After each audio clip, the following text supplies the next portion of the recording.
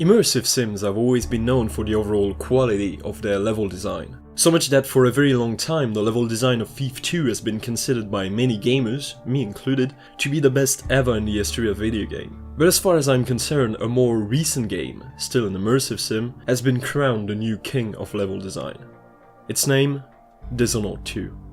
So of course, level design is not the only strong suit of the critically acclaimed game released in 2016, but anything below amazing would have probably prevented the game from reaching the status of masterpiece that it fully deserves.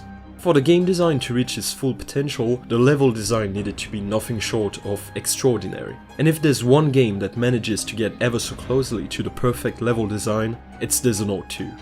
So I think by now you understand how much I love this game and how good I think its overall level design is. But in my opinion, there are 3 levels that really stand out from the rest. Stilton's Manor, on which I will probably come back in details in another video, the Grand Palace, and finally the Clockwork Mansion. In this video I've decided to focus on the latter.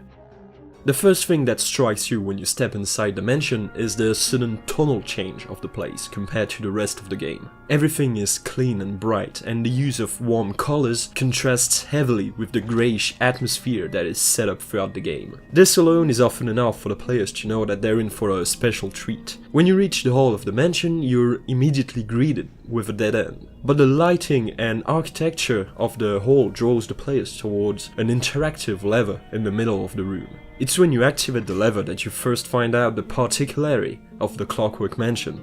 The entire level is like a giant 3-dimensional puzzle, and pulling a lever changes the entire configuration of a room. In essence, the Clockwork Mansion is actually made of 2 different levels, one for each configuration.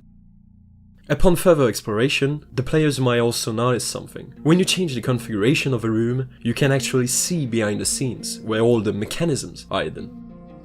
Not only that, but you can actually reach these places and navigate throughout the level from behind the walls.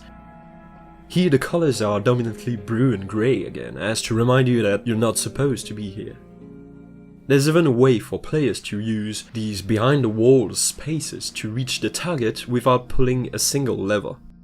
The biggest challenge for the level designers was to make sure that even with the configuration changes, the players wouldn't get lost. The way they managed to prevent that was to make sure that every little changes made when pulling a lever would be obvious and visible during the configuration change process. They also made sure that the entire level was coherent, in the sense that every room has a purpose. The mansion was not only designed like a video game level, but like an actual fantasy house. There's a bedroom, a bathroom, a living room that transforms into a dining room by the pull of a lever from the kitchen, which is located directly below the dining room. That way the servants can lay out the table and ready the dishes without bothering the guests, and then move up the table directly in the room without having to use stairs or elevators.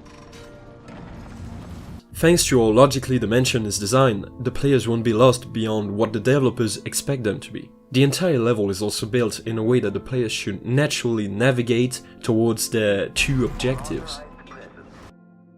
The room in which is located the target that you are supposed to take down is even shown to you at the very beginning of the level. The mansion was also made with a sense of progression in mind. You're immediately greeted with a mechanical soldier as you step into the main hall. But during this first encounter, the soldier is not hostile, allowing you to observe it safely.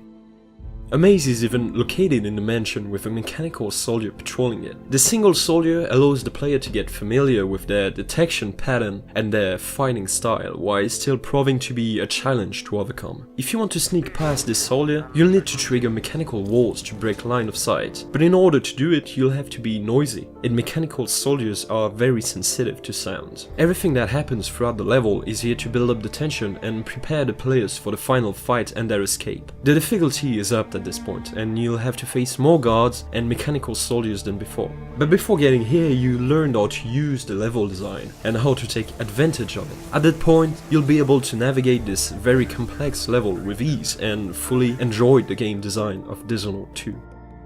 There's no doubt in my mind that the Clockwork Mansion is a masterpiece of level design. Being able to pull off something as impressive as that is an amazing prowess, and I certainly do hope that the lads at Arcane Games have more of that genius stuff in their bag. I hope this video made you appreciate Dishonored 2 even more, and if you didn't play it yet, that it made you want to. If you enjoyed the video, don't forget to like and subscribe, and don't hesitate to follow me on Twitter too, @FlushUpDude. With that being said, have a great day, and see you next time.